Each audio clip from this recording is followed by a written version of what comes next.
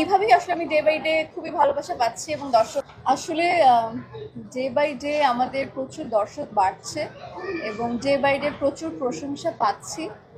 এটা আসলে আনএক্সপেক্টেড ছিল, কারণ আমরা জানি না, আমি খুব টেনশনে ছিলাম। এটা আমার সেকেন্ড ফিল্ম এবং দর্শক কতটা আমাকে পছন্দ করবে, গল্পটা কতটা পছন্দ করবে, কিভাবে নেবে, এতগুলো ফিল্ম একসাথে আসছে এই ঈদে। সো সব কিছু নিয়ে টেনশনটা থাকাটা খুব স্বাভাবিক, কিন্তু দর্শকের ডে বাই ডে যেই পরিমাণে আমাদের দর্শক বাড়ছে, শো বাড়ছে, হাউসফুল হচ্ছে। আমি আজকেও দর্শকের সাথে বসে কিছুক্ষণ সিনেমাটা উপভোগ করেছি এবং শেষে তারা যেই পরিমাণে আমাদের সকলকে প্রতিক্রিয়া জানিয়েছে, এত পজিটিভভাবে তারা কথা বলছে, প্রশংসা করছে এবং গল্পটা তারা বারবারই একটা কথা বলছে যে আগে কেন আসেনি। তো আজকে সপ্তম দিনেও যে পরিমাণে রাশ যাচ্ছে এবং সবকিছু মিলে আসলে আমি প্রত্যেকটা দর্শকের কাছে চিরকৃতজ্ঞ, তারা আমাদেরকে এত সুন্দরভাবে সাপোর্ট করছে, নীল চক্রকে ভালোবাসছে। একটু যদি বলেন যে আসলে নীল চক্রের যে আপনি বলছিলেন যে দিনান্তরে আসলে দর্শক বাড়ছে, এই যে নীল চক্রের আসলে শক্তিমত্তার জায়গা কোন জায়গায় যে আসলে দিন যাচ্ছে আর এটা দর্শকটা বাড়ছে?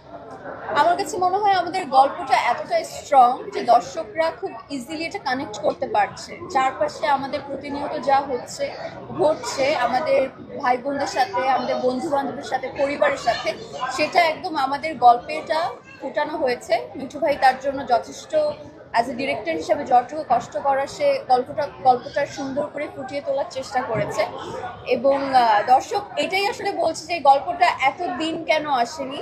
সবাই বলছে এই গল্পটা পরিবার নিয়ে দেখার মতো, কারণ প্রচুর পরিমাণে যত দিন যাচ্ছে আমাদের যত মুঠোফোনের মাধ্যমে আমরা কখন কি করে বসে আসলে আমরা নিজেরাও জানি না।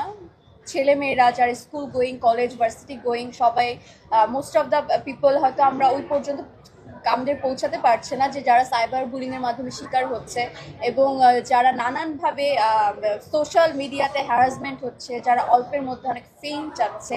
তো এইগুলোর পিছনে যে গল্পগুলো, তো আমার মনে হয় যে আমাদের খুবই স্ট্রংভাবে আমাদের সিনেমায় সুন্দর করে এটা দেখানো হয়েছে। আর সবাই বলছে যে ছেলে মেয়ে নিয়ে, পরিবার নিয়ে আমাদের সিনেমাটি দেখা উচিত।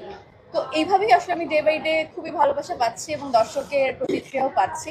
তো আশা করি আরো বহু দূরে এভাবে এগিয়ে যাবে। অনেক দর্শক মন্দিরের সৌন্দর্যের বাহবা দিচ্ছে, কি বলবেন, কেমন লাগছে? দর্শক আমাকে অনেক বেশি ভালোবাসে আসলে, এই জন্য মনে হয় অনেক বেশি প্রশংসা করে ফেলে। এতটাও যোগ্য কিনা আমি এখনো জানি না। হ্যাঁ, আমাকে ঈশ্বর অনেক ভালো বানিয়েছে, সুন্দর বানিয়েছে, আমি ঈশ্বরের প্রতি চিরকৃতজ্ঞ। কিন্তু দর্শক আমাকে যে ভালোবাসাটা দিচ্ছে, আমি জানি না এতটা পাওয়ারও যোগ্য কিনা আমি, কিন্তু আমি চেষ্টা করে যাব তাদের ভালো কাজ দিয়ে তাদের মাঝে থাকার জন্য, এতটুকু আর কি।